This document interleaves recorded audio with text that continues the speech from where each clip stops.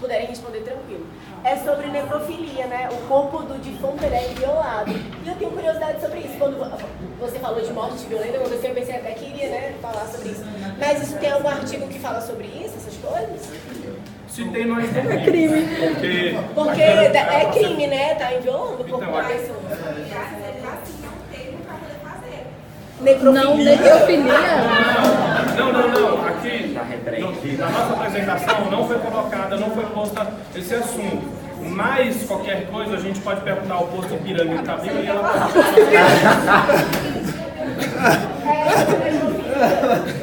Assim, se tem algum artigo, alguma coisa que fale sobre isso, porque acontece com morte, né? Quando a pessoa morta lá, e aí tá violando o corpo da pessoa. O que acontece, gente, é tipo, espontâneo, gente, o Lucas tá falando. E aí, a senhora vai responder? Tiro da lição da turma, o colega vai falar, A disposição do corpo da pessoa, após a morte, ele só pode ser para fins altruísticos e científicos.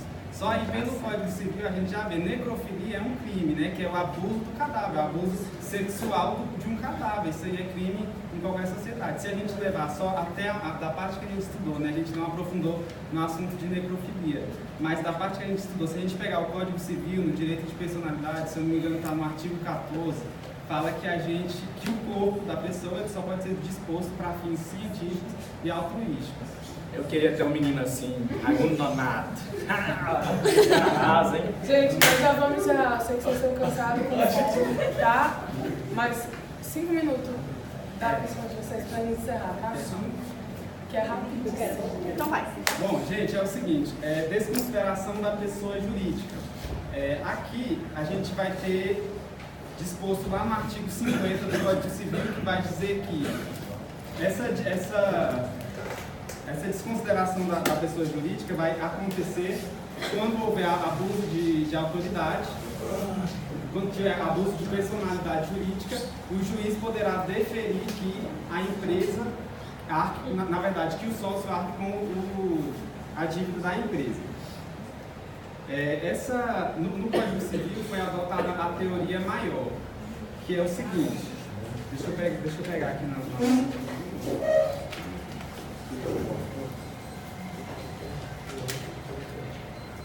nossa apostila aqui na página 13, o artigo 50 vai dizer o seguinte: em caso de abuso de personalidade jurídica caracterizado pelo desvio de finalidade ou pela confusão patrimonial, pode o juiz decidir, a requerimento da parte do Ministério Público, que os efeitos de certas e determinadas relações das obrigações sejam estendidas aos bens particulares. Quando a gente fala de desvio de finalidade, a gente tem um exemplo que a gente pode usar, que é o caso de um posto de combustível, por exemplo. Quando ele cadastra o CNPJ, ele coloca lá na razão, no contrato social da empresa, que ele vai vender e fazer o fornecimento de combustível.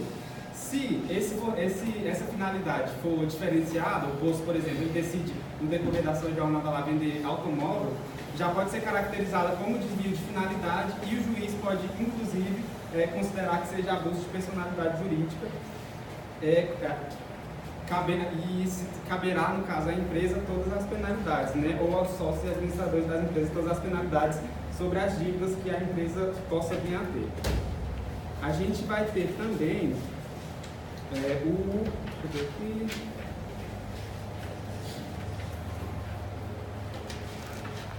a gente vai ter também a confusão patrimonial. Eu queria citar um exemplo aqui. Vamos supor que eu tenho um indivíduo que ele está interessado em casar com uma moça. Vamos usar aqui um exemplo, o exemplo da sala, né? No caso, vou usar aqui o Pedro. Ele está interessado em casar com a Gabi. É um exemplo. O que acontece? O Pedro é um exemplo. O Pedro é um rapaz que não tem muitas posses. Só que a Gabi tem muitas posses. Ela tem uma casa grande. Ela tem uma garagem grande que cabe um Porsche. Aí o que a Gabi... E a Gabi tem uma empresa também, ela é rica. O que a Gabi resolve fazer? Bom, o Pedro está me cantando. Eu estou interessada. O que eu vou fazer? Vou prevenir meus bens, porque eu imagino que eu me apaixono pelo Pedro e caso com ele. E depois a gente se separa. Ele vai levar tudo que é meu? Como é que eu vou viver sem meu Porsche? Aí o que acontece? Gabi pega todos os seus bens, todos os seus patrimônios e passa para o nome da empresa. Aí ela fez uma confusão patrimonial. Caso a Gabi tenha alguma dívida, na verdade, caso a empresa tenha alguma dívida, todos esses bens vão ser confiscados.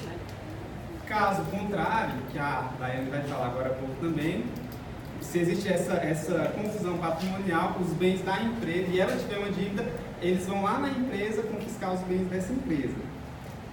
Então, gente, são nesses dois casos aí. No caso da institucionalidade do posto de gasolina e no caso do casamento do Pedro e da Gabi, que a gente vai ter esse abuso de personalidade.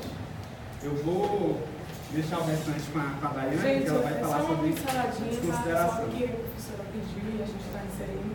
Para encerrar a nossa apresentação, ele falou da desconsideração da personalidade jurídica, que, resumindo, é como se fosse os sócios, eles respondem pelas dívidas da empresa. O pau está quebrando na empresa, você entrou numa sociedade, a empresa não está dando lucro e tem dívida para pagar. Quem vai pagar é você e o sócio.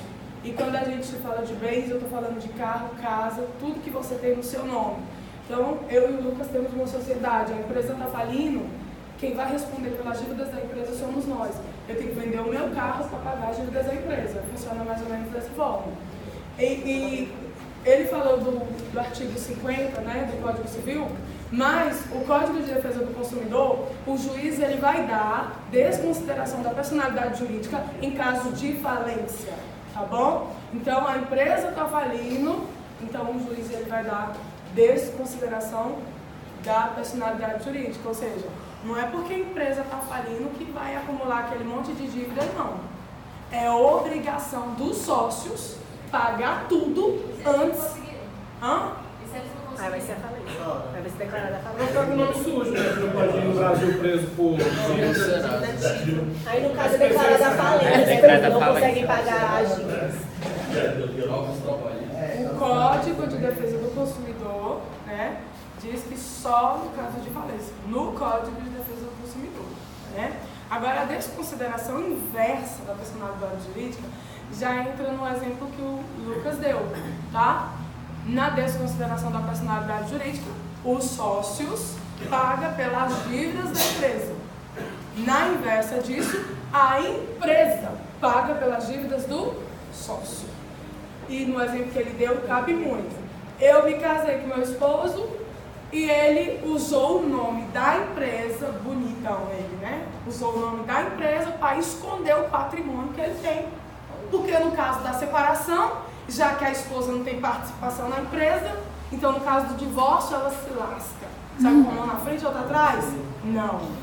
Aí é onde criaram essa desconsideração da personalidade jurídica. Nós também temos direito. Se eu for atrás e conseguir provar até o fim, lascar para a vida do indivíduo e conseguir provar que ele pode até não ter nada no nome dele, mas ele é dono de uma empresa que tem 10 carros e eu sou casada com ele, então é o seguinte, vende pelo menos metade de tudo e dá pra mim. Porque eu tenho direito, eu sou casada, é o direito meu, a lei me protege, eu quero que é meu, entendeu, gente? É dessa forma que funciona. Então, diante de tudo isso que a gente aprendeu, da nossa apresentação, do nosso trabalho, peço desculpa pelo horário, eu sei que o nosso trabalho foi bastante extenso, cansativo. A gente achou que ia ser um pouco conteúdo, mas na hora de apresentar ficou muita coisa. Então eu peço desculpa a vocês, tá? Agradeço a colaboração, a atenção de todos, principalmente da professora em especial da UNO. Eu espero que o assunto tenha ficado bem entendido. A gente vai entregar uma pequena lembrancinha domingo à Páscoa, né? E aí, em consideração a Páscoa. Quem eu tenho que ganhar tempo.